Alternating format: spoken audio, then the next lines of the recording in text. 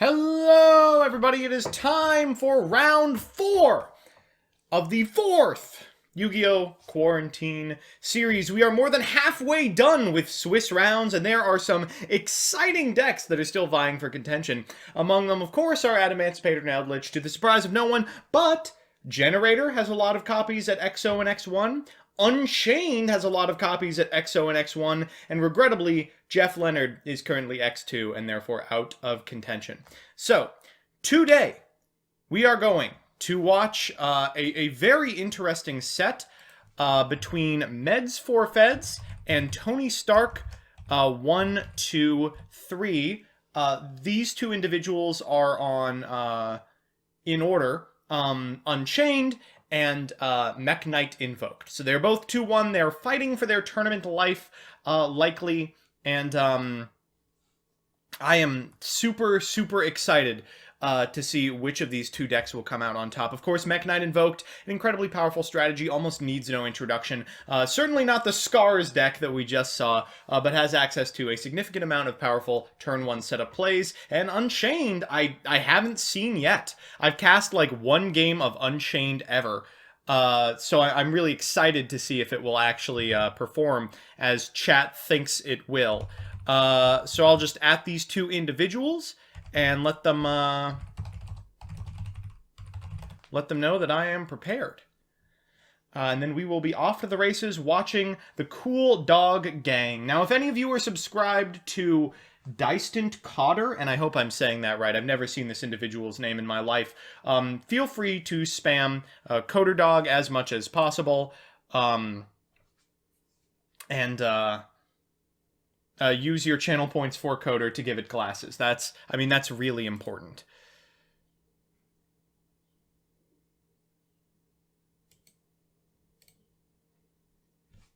There we go. That's the chat I do like. Oh my goodness. You know what? Against my better judgment, I'm going to put up chat for a second.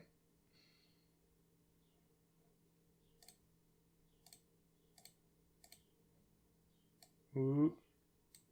Whoop. And there you go. There it is, folks.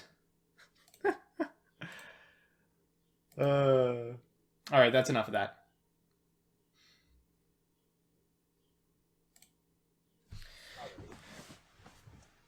Alright, so, the die roll has been set, and it is now time.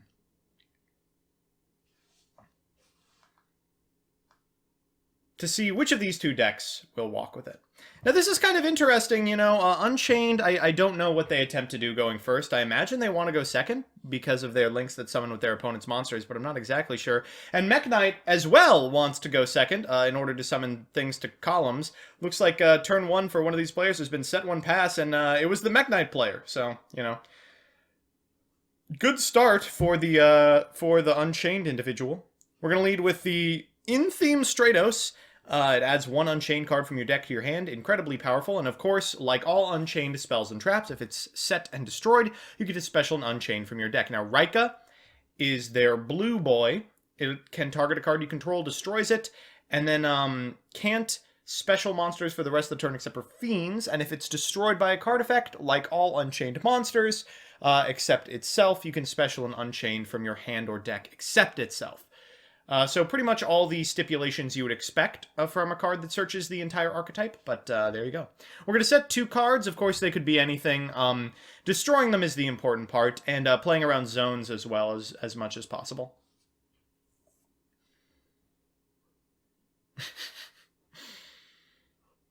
I saw something in chat that made me smile that I will not repeat.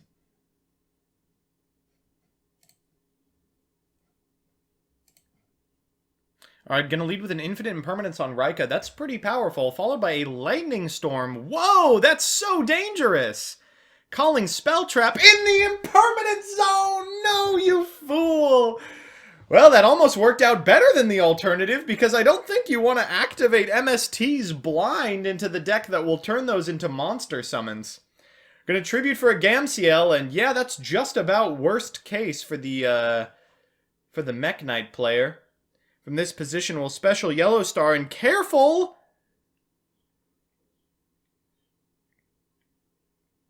Walking to battle phase.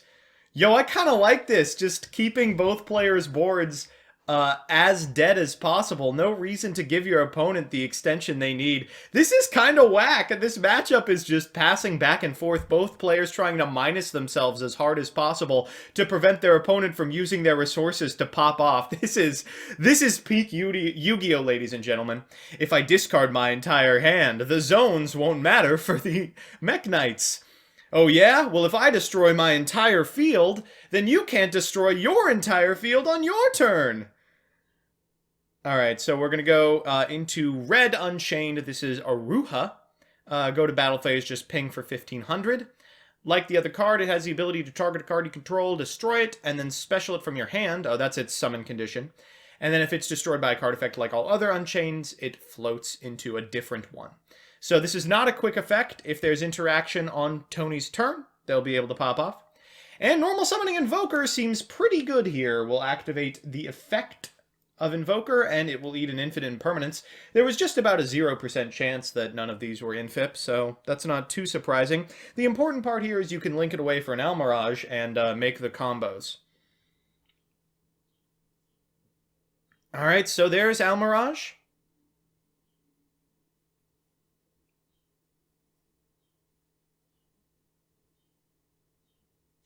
And there's Secure Gardna. Did they draw the Invoked? Nope, just making it. Passing it back to his opponent.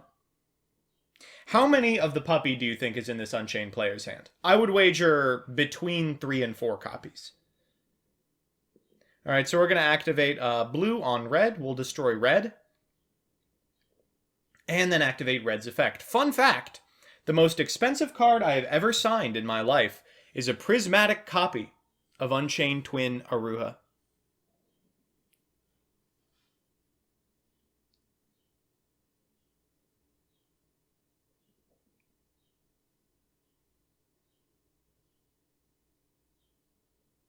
Alright, there is Unchained Abominable Soul. This card, of course, can be procced when a card you control is destroyed. So we're going to special it, and it's sort of a Pankratops. From deck, we're going to summon Unchained Twin Sarama. This is hilarious that there are 3 twins.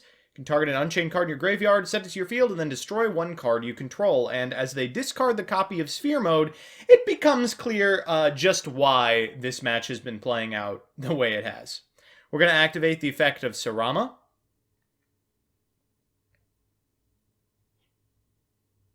In order to set Reika.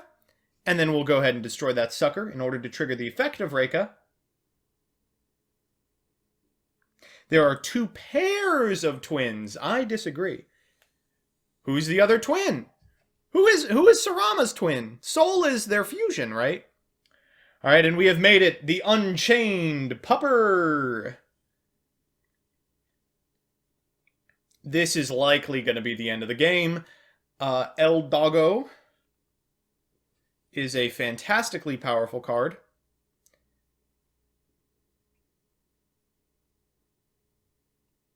We are going to have to get over this first without dealing damage. And I think we might be 400 off. Were we supposed to summon the dog and attack? God, that feels terrible.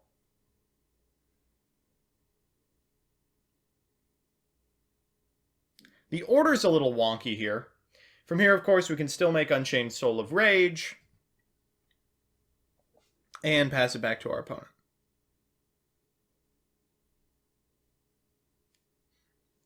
So Unchained Soul of Rage, a very powerful removal spell, does not destroy, does not even send. It targets a face-up specialed monster your opponent controls, and then link summons, including that monster, into their tribal Link 3, usually.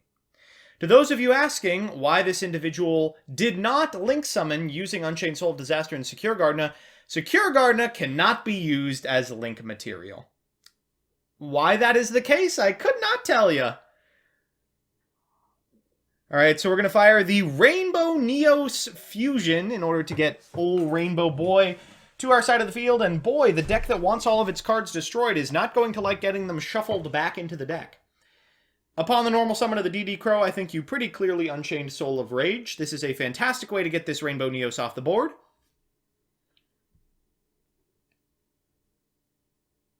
Correctly identifying his opponent needs a second monster in order to activate the effect of Rainbow Neos, so when they summon the DD Crow in their hand, this is an easy way to close out the game.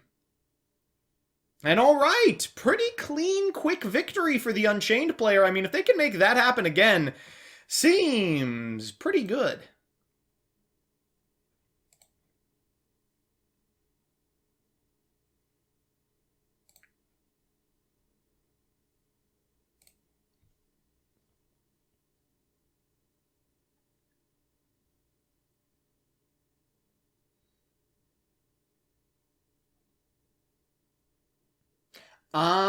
Chad has it correct. The reason Secure Gardener cannot be used as link material is because otherwise then it could use itself as link material. And then we have a little bit of a Goyo Defender problem on our hands. This is round 4, chat. This is a very distant coder game, because you know if this happened on Dueling Book, they would have activated the effect of the dog to link summon using Gardna, and neither player would have caught it, and 7 turns later they would be calling coder to try and repair an irreparable game state.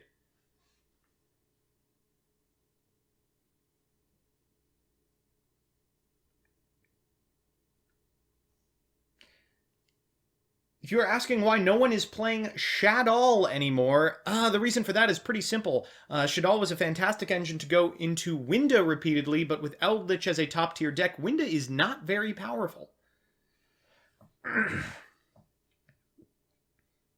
Alright, so we've made it to game 2, and I mean, they both want to go second, so what on earth are they going to do?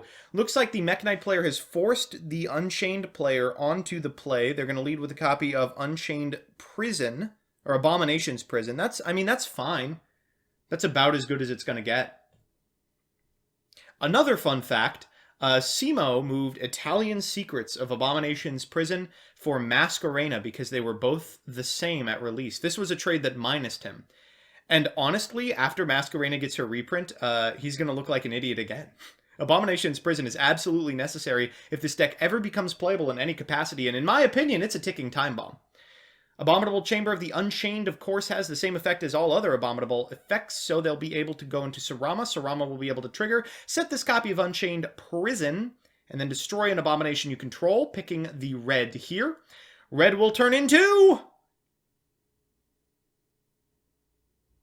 Abominable Unchained Soul. I was really excited to see the dog, but of course that's terrible here. You can't use it to link with any of your opponent's monsters if they don't have any monsters.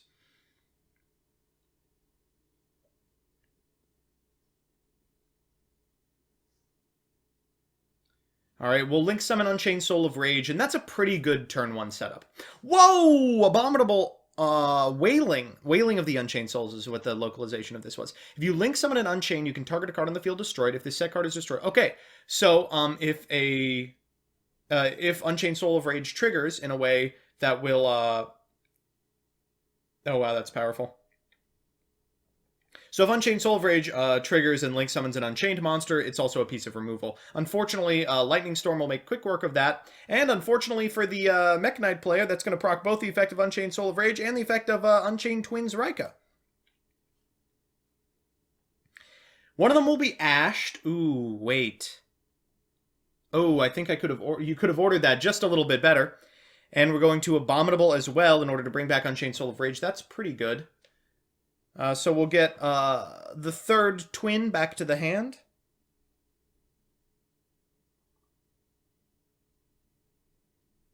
And then immediately be tributed off for a Gamciel. That's going to be followed by a Magical Meltdown, and I expect this is the end of the game. This is quite frustrating. Well, I mean, Chad, I think we can chalk this loss up to one thing, and that is the lack of Unchained Dog. If the dog had been on the field or in the graveyard at any point, you know, we probably would have won. But, you know, happens.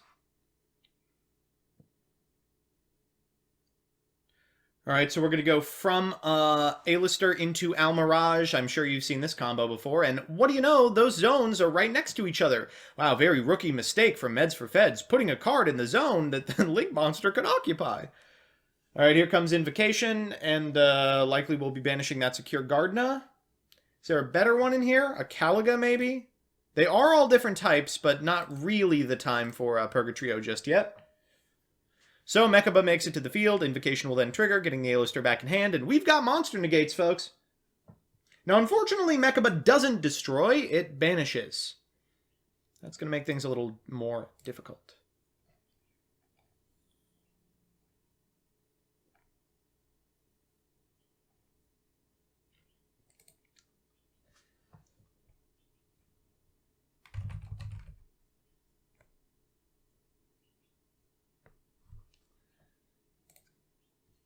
Alright, so as we activate the effect of Dark Spirit of Banishment, that's going to feed out the Mekaba activation. And that means that copy of Gamciel is in the graveyard.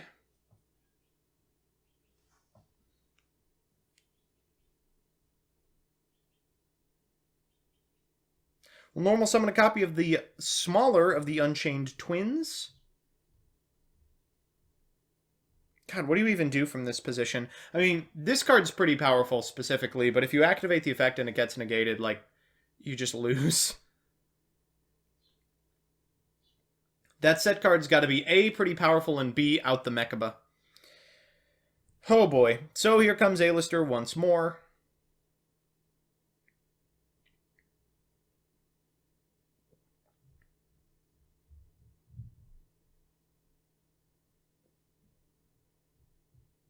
To those of you asking the score, the Unchained player is up.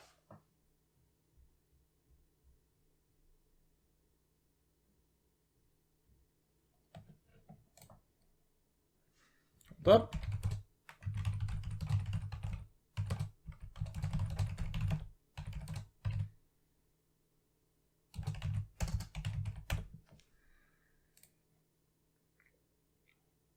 All right, we'll fire off the invocation here. And that'll be chained with an escape from the Unchained. I mean, so that is a way to out the Mekaba. Ooh, but they have a trap card in hand. It's evenly matched. And so that'll be, unfortunately, banished. And things are only going to get worse from here. I imagine we're going into Purgatrio, but we could also go into a second Mekaba. Whoa! Refreshing the Mekaba. That's interesting. I don't know if I would have done that in particular. All right, we're going to add that A-lister back to hand and go to battle phase. Now, unfortunately, this is a soft once per turn, so upon attacking this card and it activating its effect, we'll be able to use the Mekaba to negate it. Discarding a DD Crow. That's how much you value it, huh? And then we'll attack directly.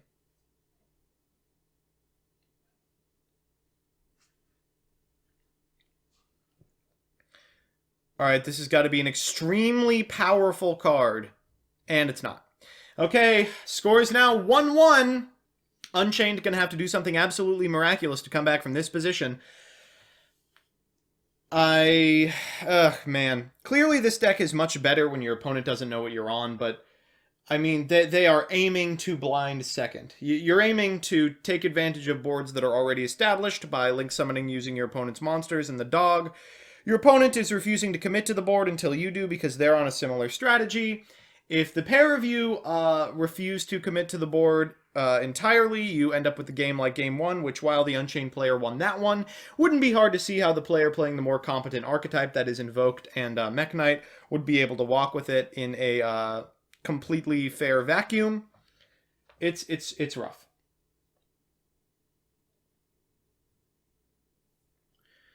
Alright, so we'll see who is forced to go first, but if I was a betting man, I'd say the Mekk-Knight player. And not only is it the Mekk-Knight player, they have finally opened something playable on the play. They've got Magical Meltdown, which will turn into an A-lister, which will turn into an Invocation, which will turn into a Negate.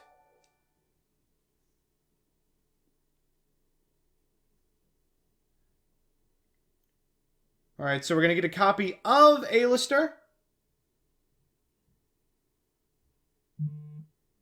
Then we will link summon an Almirage, a Security Guard now.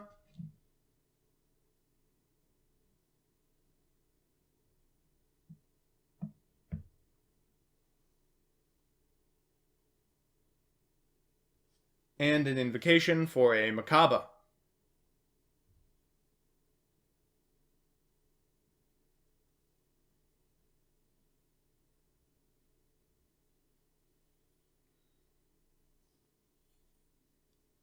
Okay, so can we get through one negate? That is the question, chat, and I think the answer is probably yes. I mean, Unchained is made to navigate boards that need to be broken, so potentially. We'll set a card, and boy, a purple here would be killer. Oh, great, okay. So there's a purple as well, but that's going to be it looks like.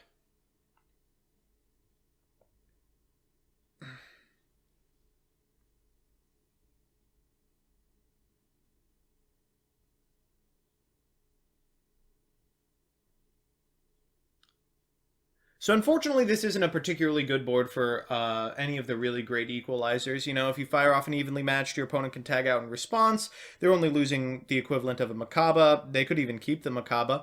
A Lightning Storm here likely just fetches the Mekk-Knight activation, but is still better than nothing. I mean, first and foremost, you would need a way to bait the negate. After that, you can worry about stuff like purple. But purple interacts so poorly with the remainder of your game plan. Like, you can't try and link with your opponent's monster only for them to tag out. Going to the end phase here. Let's see what happens. Wow, and not even that fiending the purple. The reservation on this card. And for the third game in a row, a tribute for a GAM CL. That's pretty good. A second purple, and an A-lister the Invoker. I mean, this seems like it is the end of the game. It's going to have to be something very particular. Summon Limit! I mean, Summon Limit is pretty good.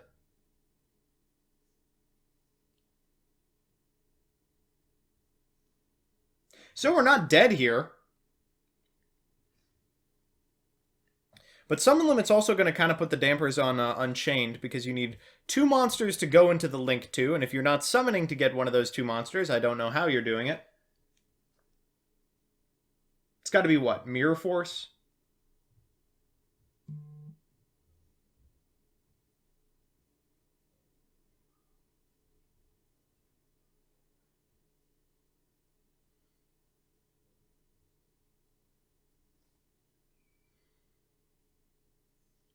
And out goes one of the purples, no longer fearing the removal. As we have 2 copies of purple, we can go into a blue. And if we've got another card to set, which I think we know we do, we can draw some cards as well. Nope, just passing it back. Oh yeah, we would have to summon to draw cards. Silly me!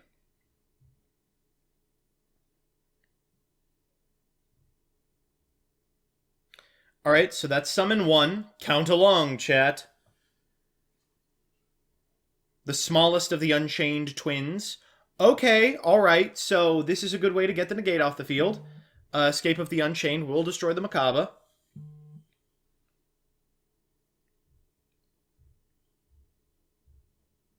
And then we will get to trigger the graveyard effect of the Unchained twin.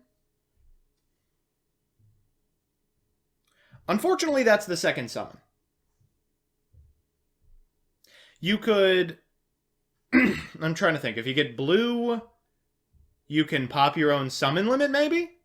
Oh, we're going into dog. I think we're just passing. I think he's like, how are you going to out a 3,000 defense point monster in Invoked Unchained?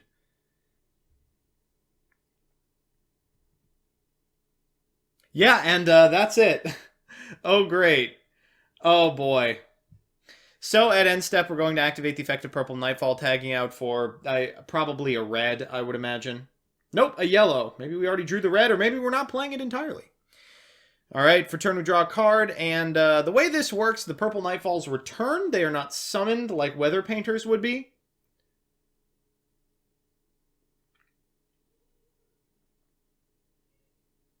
So we still have both summons available. Interesting zoning. Feels like if we go into Almirage, we could have just set up a zone in order to make, I don't know, any Mekk-Knight. Overlaying 2 purples for Dingirsu. That's where we are, huh? Well, I assume this will be sending summon limit. Though sending the dog is pretty good too, as it just wins the game.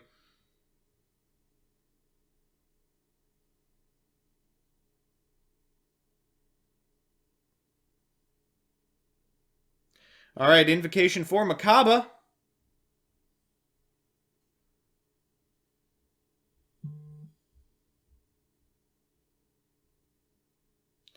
And the Makaba will... Oh, not even Makaba. I was like, the Makaba will easily be able to get over it. Nope, it's Invoked Ogaides. which destroys a monster your opponent controls.